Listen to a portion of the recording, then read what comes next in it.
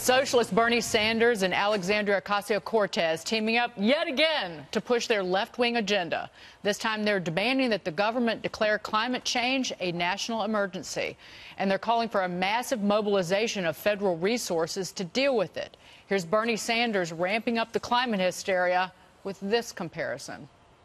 I'm reminded today, in terms of the crisis that we face in climate change, about where the United States was in 1941 when it was attacked at Pearl Harbor.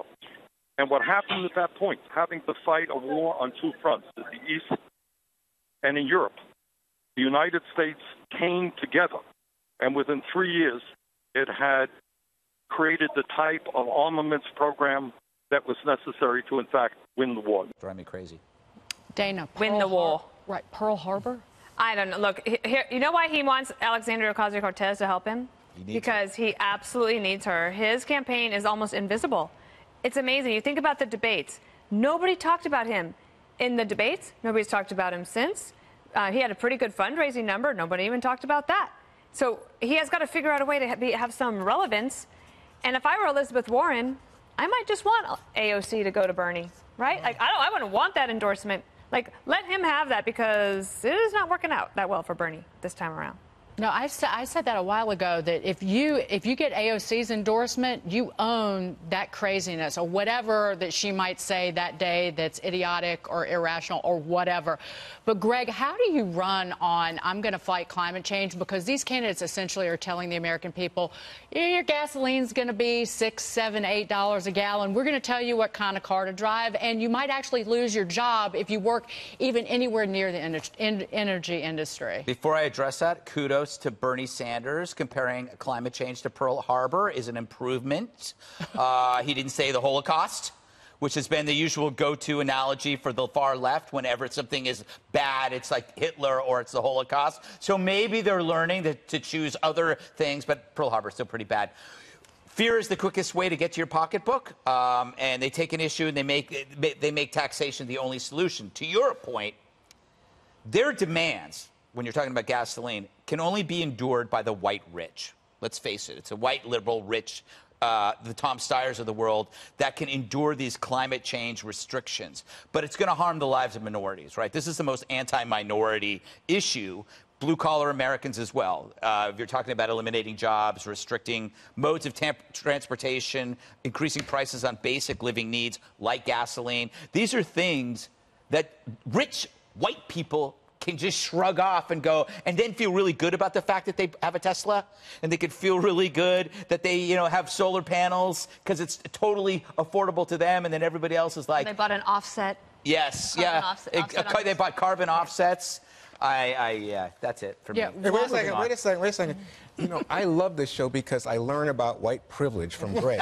So is that right? It is. That's white privilege. If I was white, I'd get a Tesla? Yes. In fact, can you believe this? Yes, they get discounts, Juan. They get discounts? They get discounts. Nobody told me. I know. Nobody. I know a dealer. For Teslas, too. I tell you what, you could go with me. Yes. You've already helped pay for the privilege because of all the tax credits they've got, the tax breaks that. Is that what this is like double jeopardy?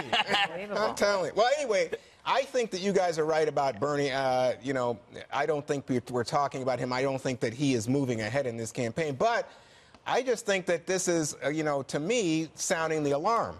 I think when you have 90 degrees in Alaska this summer and you have hail in Guadalajara in Mexico, I think people think, something's going on. Flooding of the crops. But you can reverse that one. Like you laugh at people, you laugh at Republicans who say, "Oh, it's so cold. Thanks, global warming." It's the same thing. You can't play both sides. No, but I'm just saying something is going on with look, I just think, okay, if you guys don't want to say something's going on. When you see 90 degrees in Alaska. Okay. I thought weather had nothing to do with climate change. Oh, it does have something to do with it. Only when Democrats say it. Nothing to do with climate change. I think they're sounding the alarm. I don't think there's much of a price to pay for it in terms of the Democratic primary process. I do think it's a very proactive talking point for Bernie. He's going to take it out on the campaign trail, and it will resonate. Jesse. Listen, Juan, it's okay to sound the alarm. Yes. But then when you say everyone's going to die if you don't give me all of your money, that's not sounding the alarm. That's a fear tactic. But they do this all the time. The Democrats use death to motivate. They say, you know, they're going to throw Granny over the cliff, tax cuts kill you, police kill you, capitalism kills you, you know, the weather is a kamikaze pilot. By the way, Bernie should apologize to the Japanese. Very insensitive analogy comparing climate change to Pearl Harbor. I think he owes them an apology.